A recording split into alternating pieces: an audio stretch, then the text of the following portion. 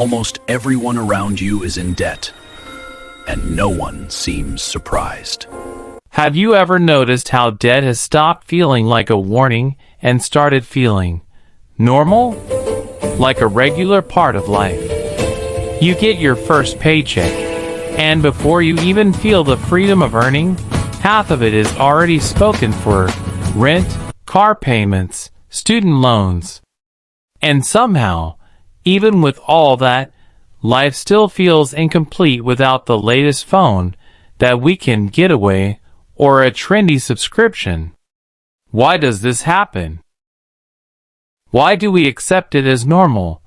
And why is it quietly shaping our financial future in ways we rarely notice? Let's imagine Sarah.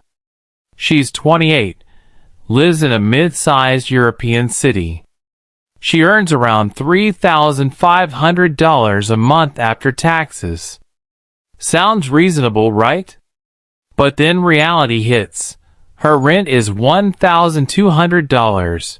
Her car payment is $350, and her student loans are $400. Suddenly, nearly 2/3 of her income is already committed.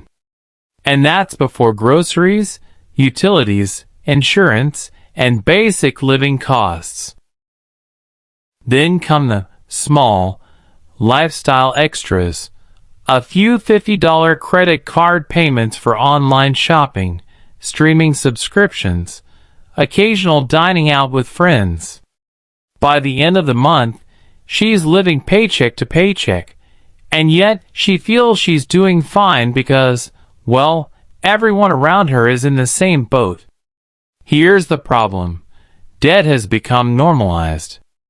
We don't see it as borrowing anymore. It feels like a natural part of modern life. But let's do the math. Take Sarah's car loan, $350 a month. That's $4,200 a year. If the car's interest rate is 7% and the loan term is 5 years, she's actually paying almost $22,000 for a car that might be worth $15,000 by the time she's done. That's $7,000 essentially thrown away in interest. Or the credit card debt. Let's say she carries a $2,000 balance at 18% interest. Minimum payments might feel manageable at $60 a month. But if she only pays the minimum, it will take 4 years to clear and cost her $900 in interest. Almost half the original purchase. These are simple, everyday numbers, but the cumulative effect is huge. And because we normalize it, we rarely think about the total cost until it's too late. Why do we keep doing this? Part of it is psychology. Humans are wired to prioritize immediate gratification over future pain. It feels good to have the latest gadget or a new experience today, even if it comes with financial strings attached. Then there's social pressure. Seeing friends on social media or colleagues driving new cars creates a subtle comparison trap. Debt suddenly feels like a ticket to belonging. And modern finance encourages this. Credit cards, buy now pay later services, easy loan approvals, all make borrowing feel frictionless. No immediate pain. Just a small monthly number, which our brains easily dismiss. Here's the quiet danger. If this pattern continues unchecked, it's not just a few $1,000s lost here and there. It snowballs. That $2,000 credit card debt grows. That car interest adds up. Student loans linger for decades. Suddenly, instead of investing, saving, or planning for meaningful financial milestones, your life becomes about maintaining a lifestyle financed by debt. Even modest compounding over years means a difference of tens or hundreds of thousands of dollars in lost opportunities. Money that could have grown in investments, bought a home, or funded early retirement. And the worst part? You won't notice it immediately.